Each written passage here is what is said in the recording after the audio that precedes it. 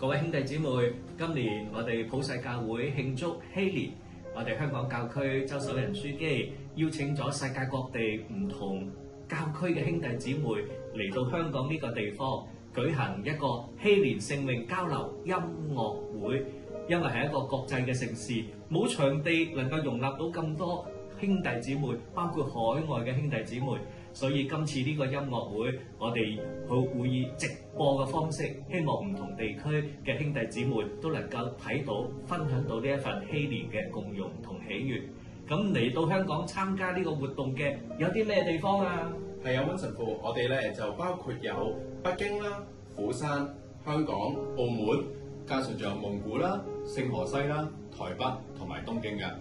大家記住留意教區同埋堂區發放嘅最新資訊。12月6號晚上7點鐘，網上見。